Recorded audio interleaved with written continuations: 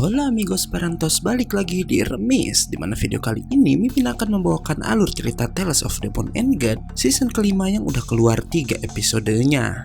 Dan pada part ini masih menceritakan sambungan dari season 4 kemarin, dimana Nieli dan Duan Jian mulai bergerak dan melakukan penyerangan pada keluarga Sayap Perak untuk menyelamatkan teman-temannya. Berhasilkah Nieli dan Duan Jian menyelamatkan Ning Er dan yang lainnya?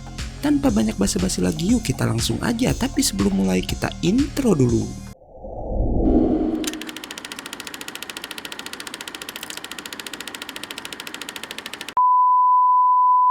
Season kelima dimulai dengan Nieli dan Duan Jian yang datang ke istana keluarga Sayap Perak dan langsung menghancurkan atap yang tepat di atas singgasana sang raja,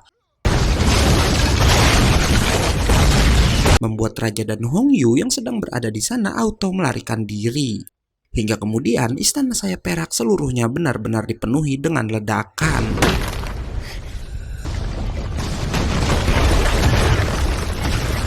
Para prajurit pun terkena imbasnya dan saat mereka menyelamatkan diri dengan terjun ke air, ternyata Nieli pun memasang peledak di dalam air itu juga.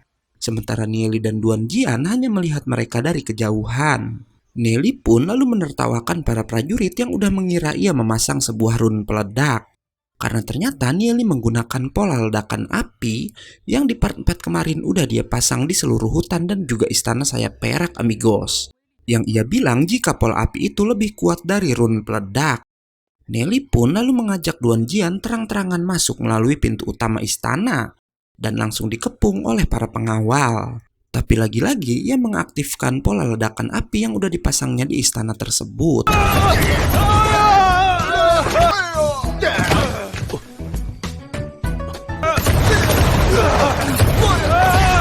Saat para prajurit terkapar, Nieli dan Duan Jian pun melanjutkan pergi ke suatu tempat. Sementara teman-teman Nieli sendiri yang mendengar suara ledakan tadi berlarian karena tahu jika itu adalah tanda yang dibuat oleh Nieli.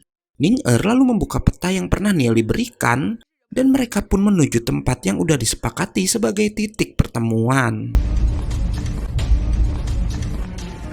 Saat melihat para penjaga, Duze dan yang lainnya pun bersiap bertarung dengan mereka.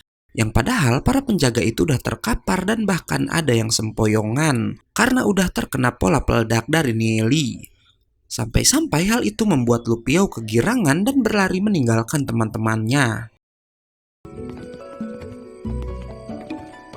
Mereka pun akhirnya kembali bertemu dengan Nieli, di mana Nieli langsung mengatakan udah saatnya mereka untuk kembali pulang.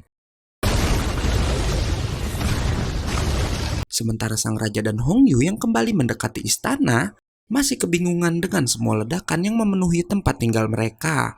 Hingga si raja pun menyadari jika itu bukanlah rune peledak dan dengan menggunakan kekuatannya, raja pun berhasil menghentikan ledakan beruntun tersebut. Hong Yu yang masih kebingungan bertanya apa yang sebenarnya terjadi di istana mereka dan mengira jika itu adalah serangan dari keluarga lain. Namun si raja tahu jika semua itu adalah perbuatan Nieli. Raja yang marah lalu berkata jika ia tahu di mana bisa menemukan Nieli dan semua temannya. Yang Hong Yu kira maksud ayahnya itu Nieli saat ini berada di rumah tahanan, namun sang raja tahu jika Nieli pasti udah membawa teman-temannya kabur dari sana. Sang raja pun berkata jika ia nggak akan melupakan perbuatan Nieli ini, namun ia masih khawatir pada keluarga lain yang mungkin akan memanfaatkan kekacauan yang terjadi di istana Sayap Peraknya. Karena itu, ia pun lalu meminta Hong Yu menemui para tetua keluarga untuk mempertahankan wilayah mereka. Sementara ia sendiri berniat mengejar Nieli yang katanya kemungkinan besar anak itu pasti melarikan diri ke arah gurun. Mendengar itu, Hong Yu bilang jika ia saja yang mengejar Nieli, karena ayahnya lebih dibutuhkan di istana. Tapi sang raja yang udah sangat marah menjawab kalau ia akan membalaskan dendamnya pada Nieli sendiri. Setelah berpesan jika ia akan kembali dalam waktu 2 jam, raja pun lalu pergi dari hadapan Hong Yu. Scene lalu berpindah pada Nieli di mana mereka semua ternyata saat ini sedang bersembunyi di sebuah sungai. Lu Piao bertanya mengapa mereka berada di sana dan bukannya melanjutkan pelarian. Yang ternyata Nieli udah menebak jika si Raja Si Kong Yi pasti saat ini sedang mencari mereka semua ke gurun. Dan karena itulah Nieli ternyata memilih rute lain untuk mengelabui sang raja.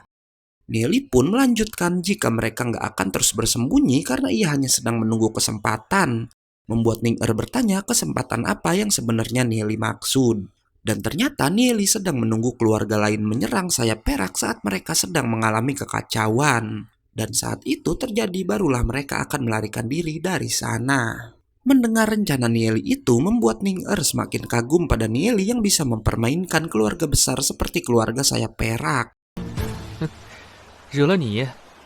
Selama menunggu penyerangan keluarga lain, Neely bilang jika ia akan pergi ke pertambangan untuk membebaskan semua budak yang berada di sana.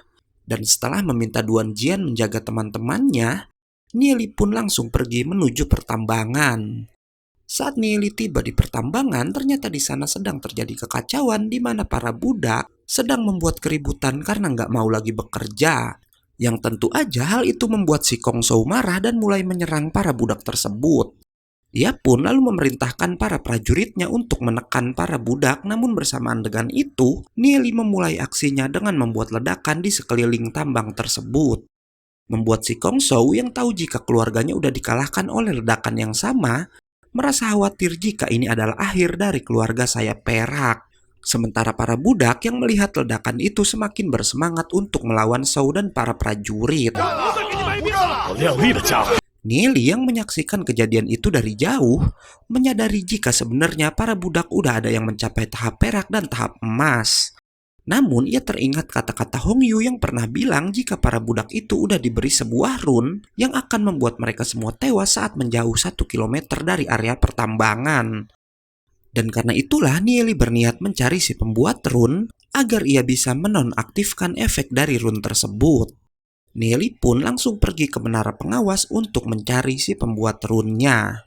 Dan berkat roh iblis bayangannya, Neely bisa dengan mudah menyelinap ke menara yang bahkan dijaga dengan sangat ketat oleh para prajurit. Gak hanya itu, saat masuk ke dalam, Neely berhasil membuat para prajurit tertidur dan benar aja saat di lantai atas, ia pun melihat beberapa orang yang sedang mengaktifkan rune yang menyegel semua budak. Yang ternyata 3 orang itu bukanlah berasal dari keluarga sayap perak, karena mereka hanya bekerja untuk keluarga yang kuat aja. Bahkan saat itu mereka sedang berbincang akan berganti majikan jika sayap perak udah berhasil dijatuhkan oleh keluarga lain. Sementara itu, Neely yang melihat pola buatan ketiga orang tersebut, yang adalah tingkatan emas hitam, berkata jika pola prasasti buatan mereka sedikit merepotkan. Karena nggak mungkin baginya menyerang menara karena begitu prasasti itu diserang, maka akan otomatis menutup pintu masuk ke menara. Tapi walau begitu, Neely nggak kehabisan ide dan mulai menghapus rune-rune yang bisa menutup pintu menaranya yang berada di lantai bawah dan part 18 pun selesai.